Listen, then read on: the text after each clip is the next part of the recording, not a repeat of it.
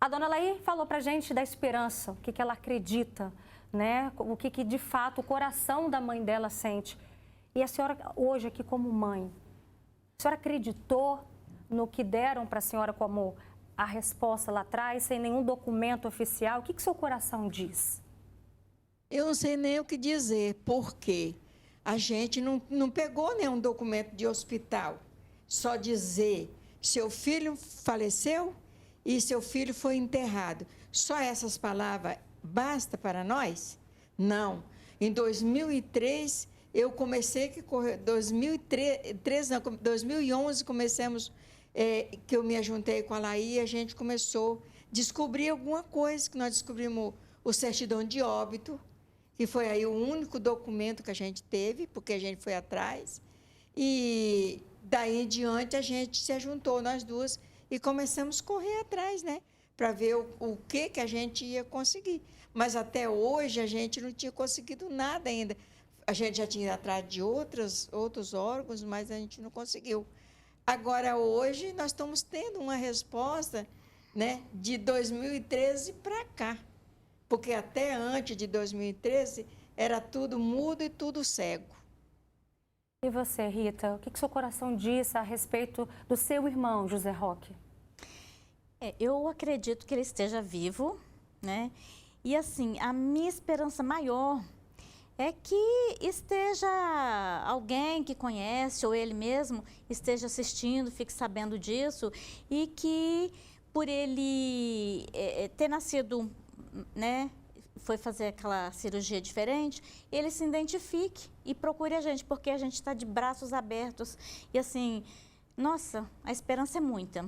Eu tenho muita esperança e confio nesse programa, porque daqui vai sair alguma coisa, né? A gente espera, com certeza. Eu tenho Natália, certeza. são histórias, são famílias que não começou hoje, né? Todo o processo de investigação, elas já relataram o quanto isso vem se arrastando, já vai completar 60 anos.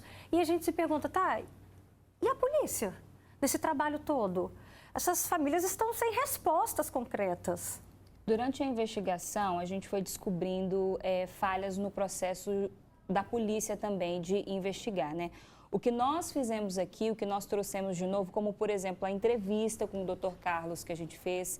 O Dr. Carlos, por exemplo, nunca foi ouvido pela polícia.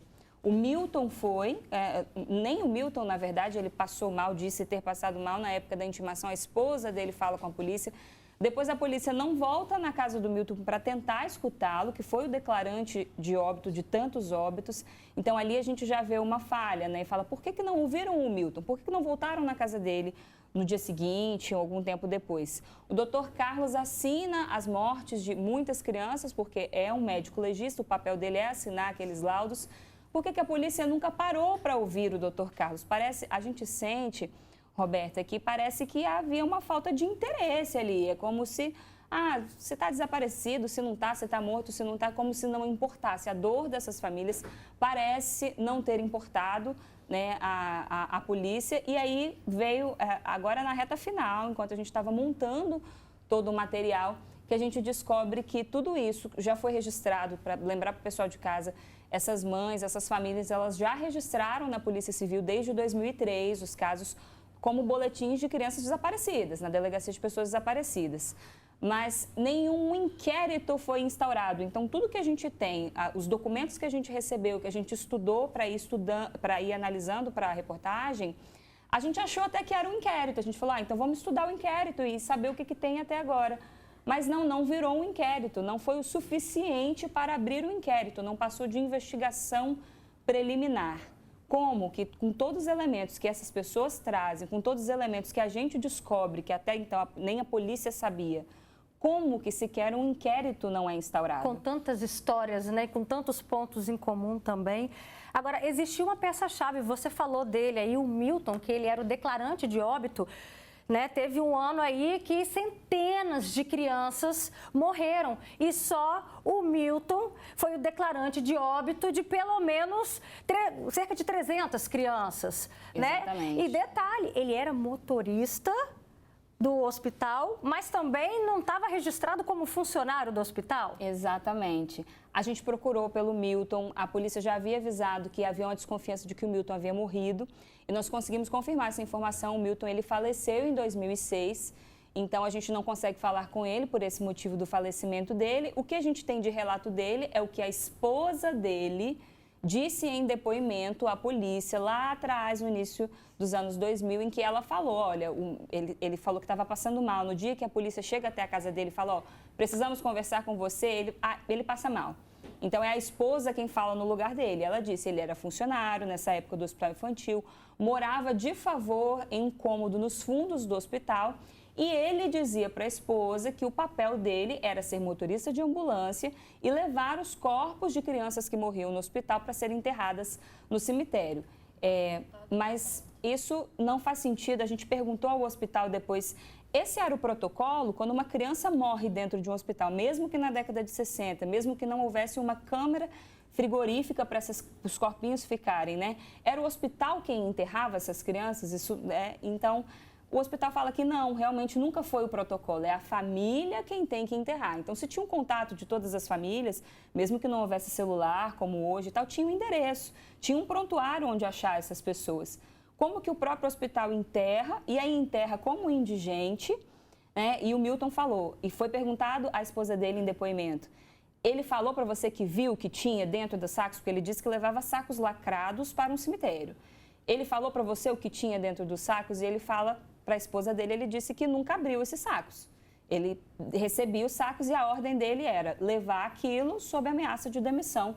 Se ele não levasse aquilo, ele poderia ser demitido. Como era o lugar que ele morava, era o lugar que ele trabalhava, ele disse que cumpria isso. Então, infelizmente, o depoimento do Milton a gente não consegue ter hoje, a gente só consegue ter esse relato. E quando se cruza com o hospital infantil, eles falam, olha, para a produção de vocês, nós procuramos em todos os nossos registros algo que tenha comprovado que esse homem, Milton, trabalhou para o Hospital Infantil de Vitória, mas não foi achado nada. Eles falaram até que pesquisaram com funcionários muito antigos que trabalhavam na década de 60 e ninguém sequer se lembra do nome Milton. Então, ficou um mistério. O Hospital Infantil não sabe dizer quem é o Milton e o Milton está já na investigação preliminar como motorista e como o declarante de óbito registrado nos registros ali dos arquivos que nós conseguimos, né? A gente não pode afirmar o que aconteceu, mas uma coisa a gente pode afirmar. Muitas falhas aconteceram, muitas falhas, né? Como é que uma mãe chega no hospital e todo mundo revira o hospital? Não foi isso que aconteceu com a senhora? Sim. Reviraram o hospital e não acharam o seu filho. Como assim? Imagina você, minha amiga, você tem uma criança de 2 aninhos, você levar o seu filho para o hospital, quando você for lá buscar a criança que você espera, né, tá aguardando a recuperação dela, até então as notícias eram todas boas, e aí, de repente, revira o hospital e cadê o meu bebê? A história da dona Maria da Glória não é a única, assim como a da mãe da Alair, assim como a mãe da Rita. Tem muitos relatos aqui no nosso WhatsApp. Tem gente falando, minha mãe teve 2 filhas internadas no hospital infantil. Quando foi visitar, eles falaram que ela havia morrido e já tinham enterrado. Só conseguiu uma certidão de óbito, a outra, ninguém sabe de nada. Tem mais gente dizendo aqui, boa tarde, Alberta. Em 1977, meu filho sumiu lá no hospital infantil. Boa tarde, Alberta. Eu também tive um irmão que foi dado como morto nessa época. Eu tenho esperança que meu irmão estava vivo, né? Que documentário maravilhoso. Meu irmão é do ano de 67. Olha só, tá vendo? Mesmo ano também da senhora. Tem outro comentário aqui. Boa tarde, Alberta. Me identifico com essa história porque minha irmã também tem uma filha desaparecida. Ela estava grávida, deu à luz em casa. Uma amiga dela pegou essa bebê, levou para o hospital e desapareceu. Outro comentário. Boa tarde. Isso aconteceu na minha família. Hoje, meus pais já são falecidos. Olha a tristeza de um pai, de uma mãe, que não consegue ter a resposta. A gente está falando aqui de pais, de mães que já até faleceram aqui no comentário, né? Mas a gente tem a esperança, vocês têm a esperança da mãe de vocês ainda ter essa resposta em vida, né? É o que você disse, né, Olê? Eu falo assim, quando eu falo a mistura do sentimento, eu consigo imaginar quanta dor isso ainda vai causar, né? Quer dizer, a gente cresceu sem esse convívio, essas mães, né? E, com certeza, muitos podem descobrir, igual eu também, igual eu falo, que eu tenho a expectativa dentro de mim que a minha irmã está viva, eu tenho esse sentimento. Inclusive, eu queria deixar uma coisa assim bem clara, minha irmã tinha uma marquinha de nascença na perna. Minha mãe não sabe falar o certo, se era na perna direita ou esquerda, mas era uma marquinha acima do joelho. Até brincaram quando ela nasceu, né, que ela não ia poder usar a mini saia. E minha tia, quando ela nasceu, um fato muito interessante, é que minha tia falou assim, ela nunca vai se perder por causa dessa marca. Então, é um ponto que eu queria deixar. Mas, assim, tiveram tirado isso, né, e agora descobre que essas crianças podem ter falecido. Então, é uma mistura de muita dor. Mas, independente de qualquer coisa, que a verdade apareça, a verdade verdadeira. Porque é essa que contaram, eu não acredito nessa verdade. E a gente vai convidar agora para o nosso bate-papo, a gente vai conversar com ele pela internet, o psicólogo Alexandre Brito. Ele vai falar sobre a importância dessas famílias terem uma resposta, Alexandre, de ter esse capítulo encerrado, né? Seja qual for a verdade, como a Laís trouxe aqui para a gente. Berta, quando a gente fala sobre essas situações de perda, né, a gente tem um afeto que é muito comum nesses momentos, que é para nos diminuir essa tristeza, que a gente chama de esperança. Esperança é um enfrentamento contra essa tristeza e contra essa situação ruim que a gente não tem muitas vezes a oportunidade de fazer um luto, que é uma despedida.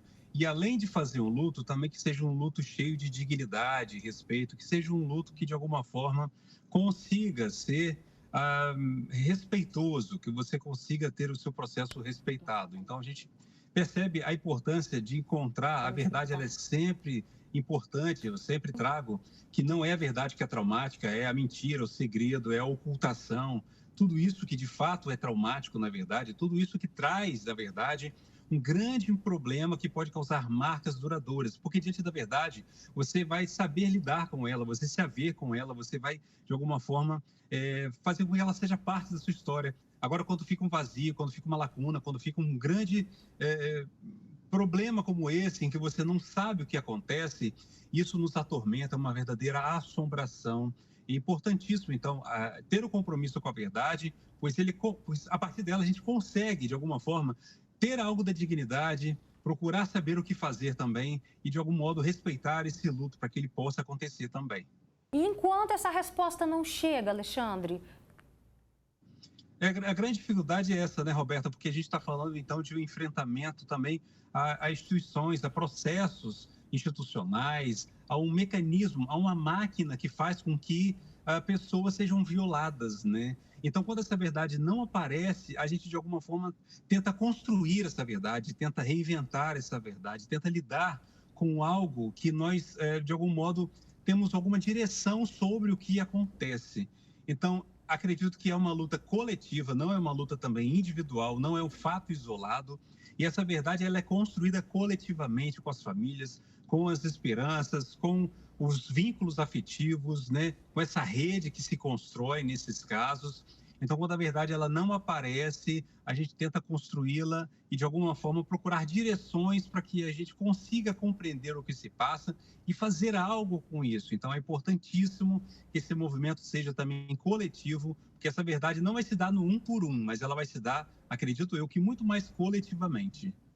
Essa questão do coletivo que você enfatizou agora, deixa eu aproveitar, então, a presença delas aqui no estúdio, diante de casos novos que surgem, que vão ganhando ainda mais repercussão depois da série, né? Surgiram muitas histórias, né, Natália? A Natália contou aqui pra gente já, aqui no nosso WhatsApp também. Vocês também têm um grupo de mães, né? Um grupo no WhatsApp de mães, de irmãs, de famílias que têm histórias parecidas.